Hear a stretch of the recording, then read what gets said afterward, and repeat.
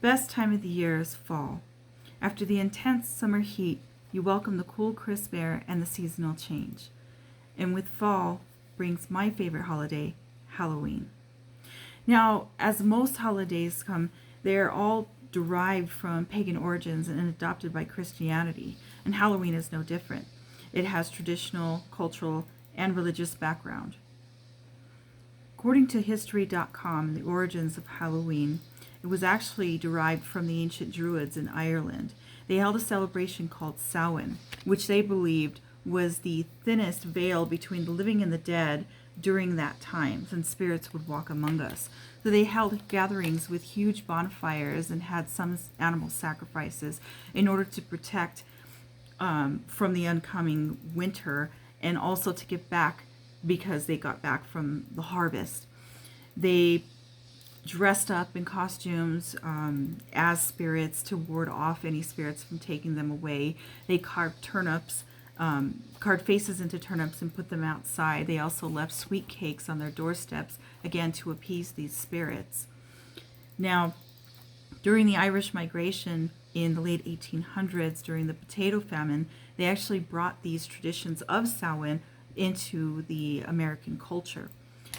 They did change the name. It was Samhain, and then it got put into All Hallows Eve, and then shortened again to Halloween.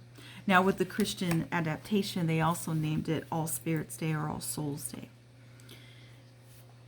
So during the 1940s, there was a modernized adaptation of pagan traditions. So bonfire gatherings became parties with bobbing for apples. Pumpkins replaced turnips as they were more readily available and easier to carve.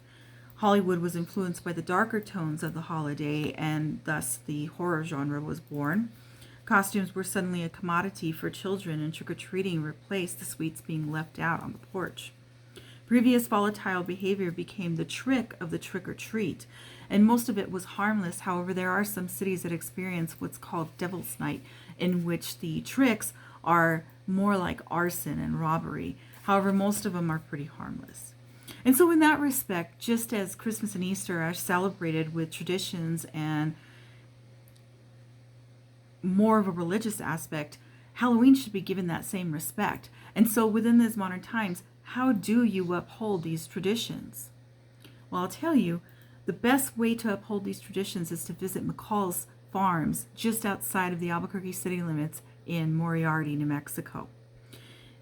According to their About site, McCall's invited school children to come down to the farms in 1998 for a hayride and to pick their own pumpkins. And what started as a sweet gesture actually became an annual event. And now McCall's has over 30 things to celebrate the fall during the day, and at least 10 different things to celebrate during the evening. And so while you're there during the day, you can satisfy ancient traditions by going through the corn maze and celebrating with your friends and family and making memories. You can go out and take a hayride and pick your own pumpkin to carve at home. You can actually have the harvested goods that they have there, and then you can stay at night to continue the traditions. You can rent a campfire site and have your own small version of a bonfire, albeit with marshmallows and hot dogs. You can take in the fresh barbecue and corn that's harvested there. You can also pick up some squash, and I think also a little bit of their fresh cider, if I'm not mistaken. They have a haunted barn, they have a haunted corn maze, and so you can make memories, you can gather your courage to prove that you can conquer the fear. You can enjoy the fresh harvest of the farm, and you can most definitely keep these traditions alive. So should you decide not to visit McCall's, should you decide that you would rather not keep these traditions alive, you'll not only not be supporting a local farm during its harvest season, you will not be giving the holiday the respect that it deserves, and you will not be creating memories with your loved ones. So I urge you to uphold these ancient traditions, to give it the same respect that Christmas and Easter have, even though they all have the same pagan backgrounds. I urge you to celebrate in the chilly October night and feel the wonder of Samhain. You owe it to yourself to uphold these traditions. And should you decide to be brave, I'll see you at McCall's.